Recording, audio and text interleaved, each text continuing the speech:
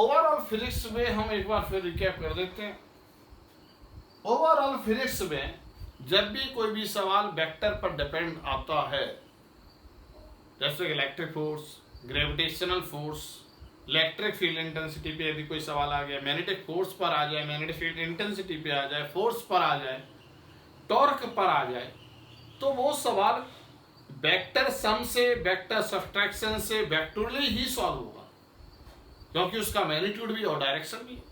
और वेक्टोरियली का मतलब है कि आपको मैग्नीट्यूड और डायरेक्शन दोनों को एक साथ लिखना है, और इसका मतलब है कि आपको आई कैप, जे कैप और के कैप के टर्म्स में लिखना है उसे। अब पॉइंट आता ही आई कैप, जे कैप और के कैप का, ये यूनिट वेक्टर है। तो पॉइंट आता है यूनिट वेक्टर होता क्या है, तो यूनिट वेक्टर मैग्नीट्यूड इसका 1 है। अब पॉइंट आता है डायरेक्शन क्या है, तो हम इसको समझाने के लिए हमने एक वेक्टर ए लिया, और ये वेक्टर ए हॉरिजॉन्टल से एंगल बेटा थीटा बना रहा है। जब ये थीटा बना रहा है तो आप देखिएगा, तो इसका मैग्नीट्यूड हो गया बेटा ए, और डायरेक्शन इसकी बेटा हो गई हॉरिजॉन्टल से एंगल थीटा। क्लियर? अब यहां पर इस यूनिट वेक्टर को, अब यहां पर देखिएगा, जैसे कि आप हैं, आप बाजार जा रहे थे और एक व्यक्ति आपसे मिला कि भैया आपके पास कितने रुपए, आपने बोला 100 रुपए, हमको दे दो, बड़ा इमरजेंसी, आपने दे दिए।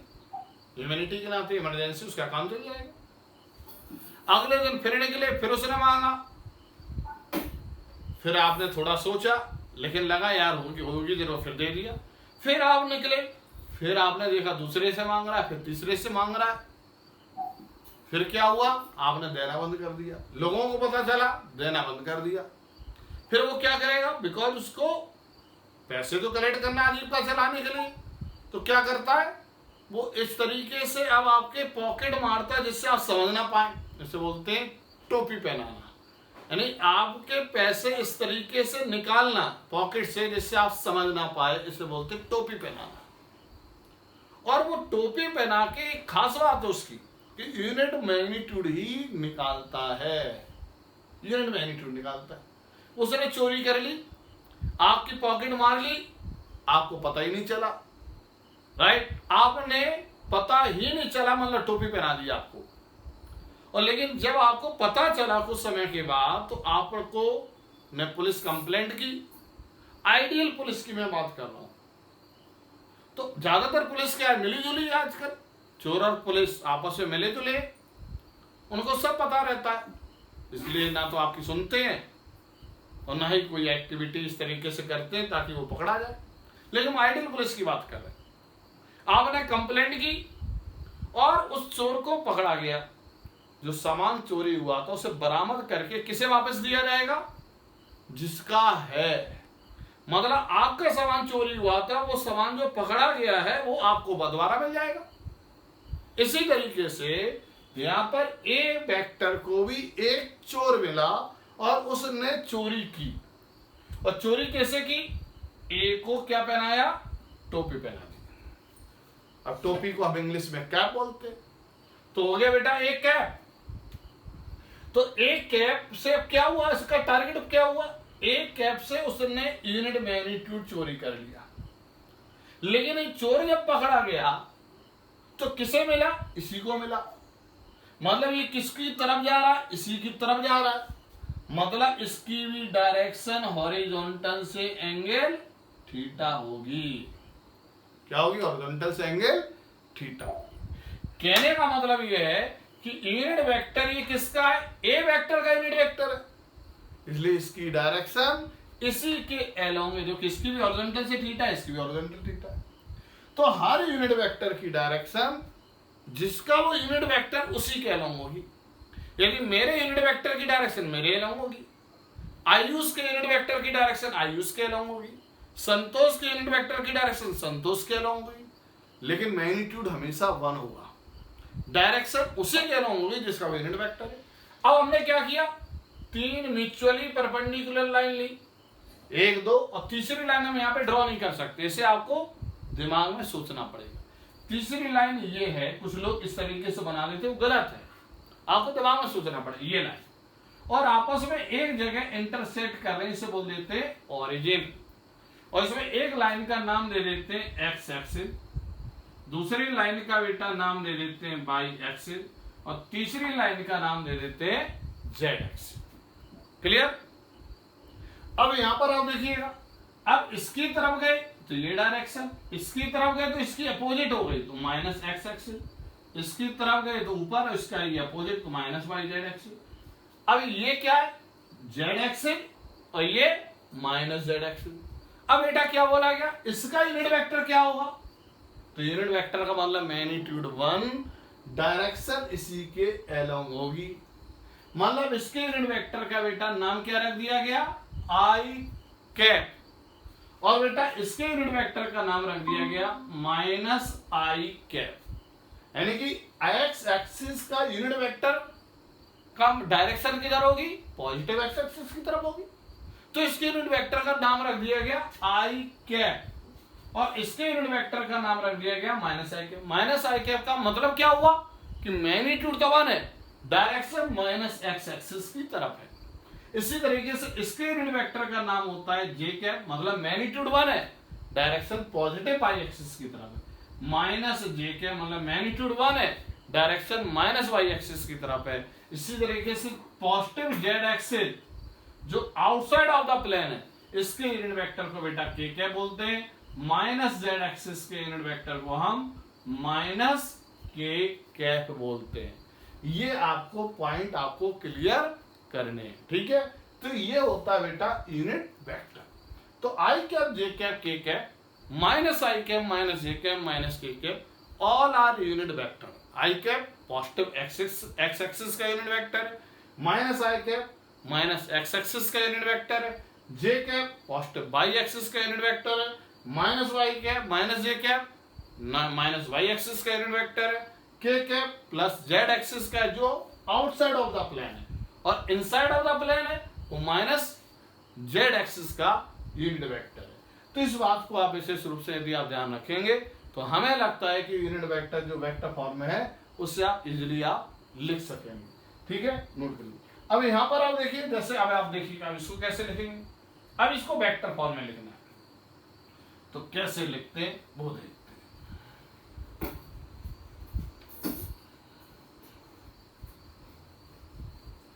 अब आपने क्या किया, एक फोर्स लिया F जो हॉरिजॉन्टल से 30 डिग्री का एंगल बना रहा है। तो जब भी हम किसी वेक्टर को वेक्टर फॉर्म में लिखते हैं तो सबसे पहले उसका जो इनिशियल पॉइंट होता है उसे ओरिजिन मान लेते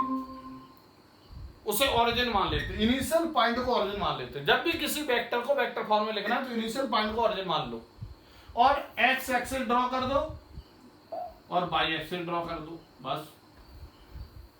और ये आप देखिएगा ये एक्स और वाई के बीच में आ रहा है, तो ये जिससे एंगल बना रहा है ये इससे एंगल बना रहा है ना बेटा, तो इसकी तरफ हमेशा कॉस ले लो। जिससे एंगल बना रहा है उसकी तरफ हमेशा क्या ले लो? कॉस, क्योंकि हमें उसकी तरफ मैग्नीट्यूड चाहिए, क्योंकि हमें आई कैप की तरफ चाहिए, बिकॉज वेक्टर फॉर्म में का मतलब है आई cap, J cap, K cap के टर्म्स में लिखना। तो इसका मैग्नीट्यूड कॉस एफ कॉस 30 हो जाएगा, और उसके ठीक परपेंडिकुलर में बेटा क्या आ जाएगा? F sine 30 degree. अब आप देखिए जेड एक्सिस की तरफ कोई भी मैग्नीट्यूड नहीं आ रहा, तो इसका आप देखिएगा ये क्या है? आई कैप, इसका यूनिट वेक्टर क्या होता है? आई कैप, इसका यूनिट वेक्टर क्या होता है? जे कैप, और जेड एक्सिस की तरफ कुछ नहीं आ रहा है, तो आपका एफ वेक्टर हो जाएगा एफ कॉस 30 आई कैप प्लस एफ साइन 30 जे कैप प्लस 0 के। क्लियर और नॉट? तो आपको ये बात याद रखनी है कि जब भी कोई वेक्टर जिससे एंगल बना रहा है उसकी तरफ हमेशा कॉस लोगे और उसके परपेंडिकुलर हमेशा साइन लोगे। और जब आपने कॉस लिया तो ये पॉजिटिव एक्स, इसका यूनिट वेक्टर आपको पता ही है, ये प्लस वाई है, इसका यूनिट वेक्टर पता ही है, ये 0 है, इसका यूनिट वेक्टर पता ही है। आपने वेक्टर फॉर्म में लिख दिया और इस तरीके से वेक्टर फॉर्म में लिख देते। अब हमने लिया कि ये हमने फोर्स ले लिया बेटा, और हमने ये 60 डिग्री ले लिया। अब इसे वेक्टर फॉर्म में लिखना है, हमें वही काम फिर करना कि इनिशियल पॉइंट को ओरिजिन मान लो और एक्स और वाई और जेड एक्सिस ड्रॉ कर दो, तो ये हो गया प्लस एक्स, लेकिन ये ऊपर नहीं है, ऊपर प्लस वाई होता तो ये नीचे की तरफ है, इसलिए हम क्या बोलेंगे इसे माइनस वाई एक्स।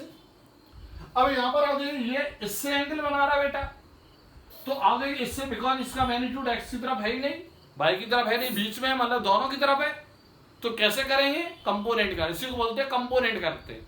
तो क्या कंपोनेंट, इससे एंगल बना रहा है मतलब कॉस होगा, तो क्या हो जाएगा एफ कॉस 60 डिग्री और ये हो जाएगा एफ साइन 60 डिग्री। ये प्लस एक्स है मतलब आई कैप है और ये माइनस है तो मतलब माइनस जे कैप, और जेड एक्सिस की तरफ कोई मैग्नीट्यूड नहीं है इसलिए जीरो कैप है।